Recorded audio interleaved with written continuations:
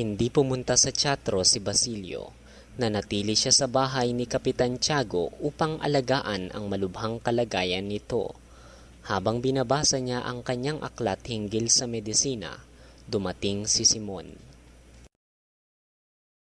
Kumusta ang may sakit? Ang buong katawan ay nakalata ng lasong apyan.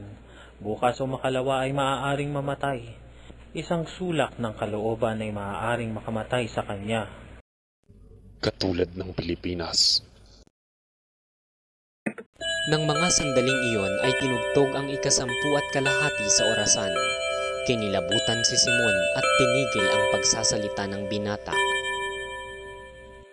Sa loob ng 1 oras ay magsisimula ng himagsikan sa pamamagitan ng hudyat ko. Bukas ay wala ng aral-aral, wala ng unibersidad, wala ng makikita kundi patayan. Ako'y nakahanda at natitiyak ko ang aking tagumpay. Kapag kami nagtagumpay, lahat ng taong hindi tumulong sa amin bagaman may kayang dumamay ay ituturing naming kaaway. Basilio, ako'y naparito sa iyo upang ihandog ang 2 bagay, ang iyong kamatayan o ang iyong kinabukasan. Ang aking kamatayan o kinabukasan? Sa pamahalaan ka ba o sa amin, sa mga sumisiil sa iyo o sa iyong bayan, magpasya ka at hinihingi ng panahon. Naparito ako upang iligtas ka, alang-alang sa mga alaalang nag-uugnay sa atin. Sa piling ng mga maniniil o sa aking bayan? Ano ang dapat kong gawin? Isang bagay na napakadali. Sa dahilang pamamahalaan ko ang kilusan ay hindi ko may iwan ang alinmang labanan. Samantalang ang kaguluhan sa iba't ibang puok o syudad ay pamumunuan mo ang isang pangkat. Gibain ninyo ang pintuan ng Santa Clara at kunin mo roon ang isang tao na liban sa akin at kay Kapitan Tiago ay ikaw lamang ang nakakikilala. Hindi ka malalagay sa panganib. Si Maria Clara. Si Maria Clara. Ibig ko siyang iligtas. Kaya ako bumalik at inibig kong mabuhay. Hinangad ko ang himagsikan sapagkat ang himagsikan lamang ang makapagbubukas sa akin ng mga pinto ng kumbento. Ay! Nahuli na kayo! Huling-huli na! At bakit? Namatay na si Maria Clara.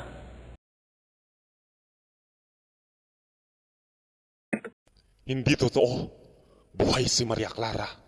Nararapat na mabuhay si Maria Clara. Iya'y duwag na pagdadahilan.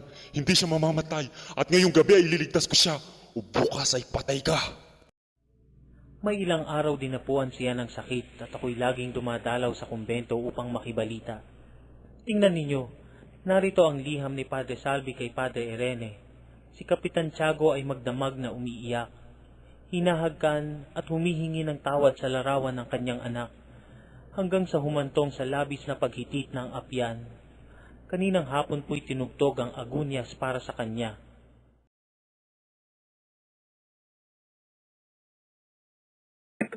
Patay na!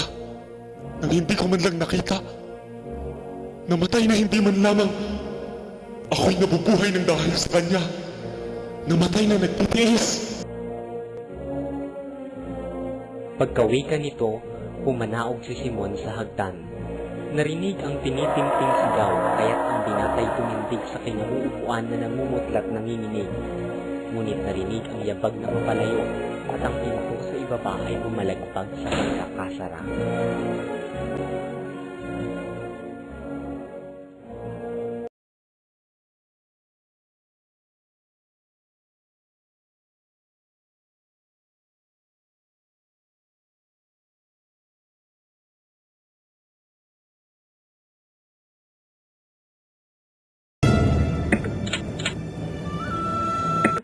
Kinabukasan, araw ng Huwebes, bago lumubog ang araw ay naglalakad si Isagani sa Paseo de Maria Cristina upang tuparin ang tipanan nila ni Paulita. Natitiyak ng binata na pag-uusapan nila ang mga nangyari ng nakaraang gabi. Hihingi siya ng paliwanag. Nang dumating si Paulita, tumibok ng mabilis ang puso ni Isagani.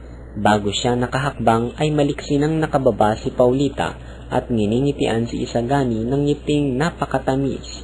Nginitian din niya ito at naramdaman niyang ang lahat ng maitim na guni-guning sumusuot sa kanyang alaala ay nangapawing lahat.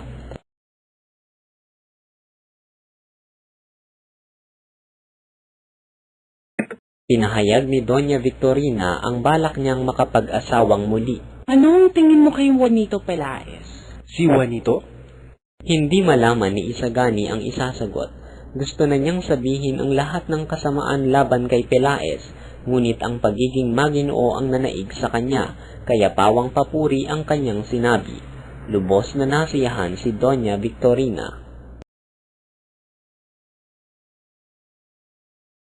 Mabigyan ng panahong makapag-usap sina Isagani at Paulita, naliwanagan sila sa mga naganap sa teatro. Ipinaliwanag ni Paulita na pinilit siyang pumasok ng kanyang tiya at sa hangad na magkita sila ni Isagani sa teatro ay sumama.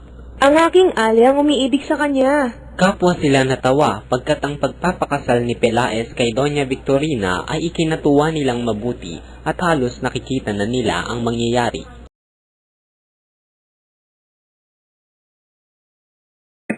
Sa kanilang pag-uusap, binanggit ni Isagani ang tungkol sa mayamang kalikasan ng kanyang bayan. Ngunit nang marinig ni Paulita na upang makarating sa bayan ni Isagani ay kailangang magdaan muna sa mga bundok na maraming maliliit na linta at isipin lamang ito'y kinikilig na ang duwag na dalaga.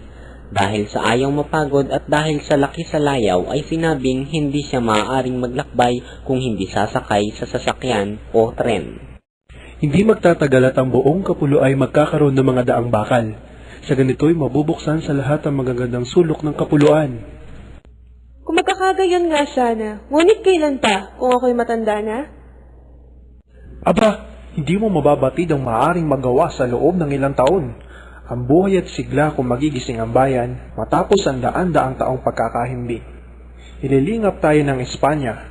Ang kabinataan nating nasa Madrid ay gumagawa gabing araw at iniuukos sa bayan ang kanilang katalinuhan, ang kanilang kabuhayan, ang kanilang makakaya. Ang pagkatalong tinamo namin ay patunay sa mga huling hingalo. Bukas ay magiging mamamayan na tayo ng Pilipinas at ang kapalaran ay magiging matagumpay. Ang kalakalan, ang industriya, ang pagsasaka, ang karunungan ay malilinang. Pangarap! Pangarap! At kung wala kayong mapapala? Pakinggan mo, Paulita. Kapag wala kaming napala, ay titigan mo akong muli at maligaya akong mamamatay upang ang pagmamalaki ay sumilay sa iyong mga mata at masabi balang araw, habang tinuturo ang aking bangkay, ang aking minamahal ay namatay sa pagtatanggol sa mga karapatan ng aking bayan.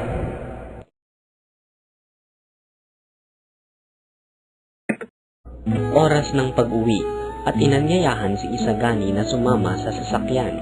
Sa dahilang ang karwahe ay kay Paulita, kaya sa likuran umupo sina Doña Victorina at Juanito. Sa isang bangkito naman ang magsing irog. Ito'y isang panaginip na hindi inaasahan ni Isagani. Ang lahat ay tila isang pangarap kay Isagani, kaya't nang dumating na sila sa Plaza de Santa Cruz, kinakailangan pang pagsabihan siyang nakarating na sila.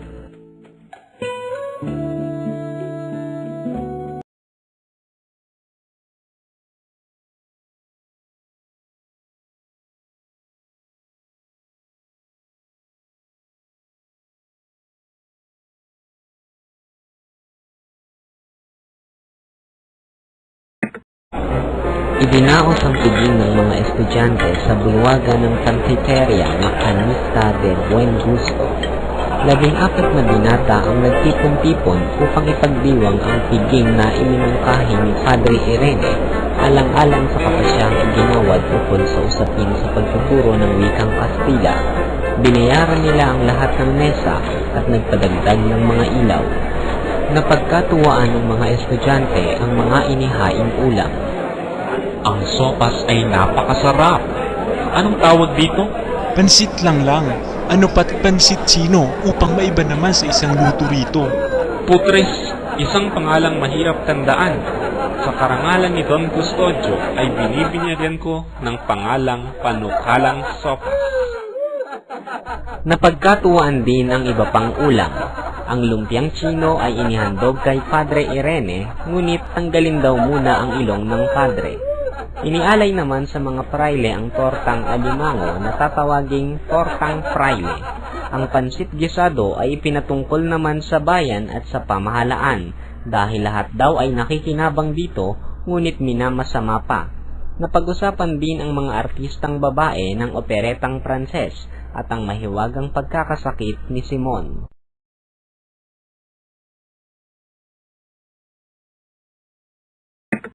Inatasang magtalumpati si Tadeo. Ang binata ay nag-isip habang sinisip-sip ang isang mahabang sotanghon, hanggang sa maalala ang talumpating natutuhan sa klase. Mga kapatid ko sa panukala, hayop! Bitiwan mo ang sipit! Kumakalawit sa aking buhok! Alang-alang sa inyong anyayang malamnan ang puwang na iniwan sa... Manggagaya, ang talumpating iyay talumpati ng Pangulo ng ating liseyo.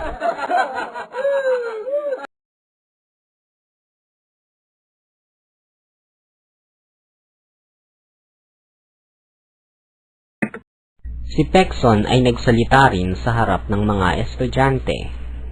Kung ang bitukang busog ay nagpupuri sa Diyos, ang bitukang gutom ay nagpupuri naman sa praile.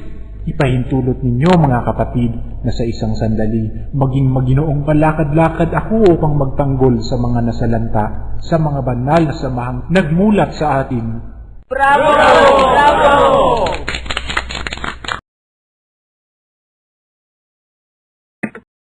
Makinig mga kapatid, lumingon sa panahon ng inyong kamusmusan. Alamin ang kasalukuyan at tanungin ang hinaharap. Ano ang mayroon? Mga praile at praile. Sila ay bagong mananakop, mga tunay na kahalili ng ating tagapagligtas. Gumagawa ng paraan upang alisin sa inyo ang inyong sala. Isipin natin ang malaking kakulangan sa lipunan kung sila ay mawawala. Ang Pilipinas kung walang praile at walang Indio, ano ang mangyayari sa kahabag-habag na pamahalaan sa kamay ng mga Chino?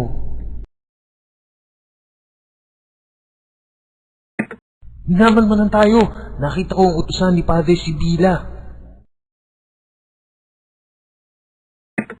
Nasilip nilang lumabas sa pinto ng pansiterya ang isang batang palingalinga at sumakay iyon sa karwahe ni Simon. Ang alipin ng vice-rektor sa amo ng general.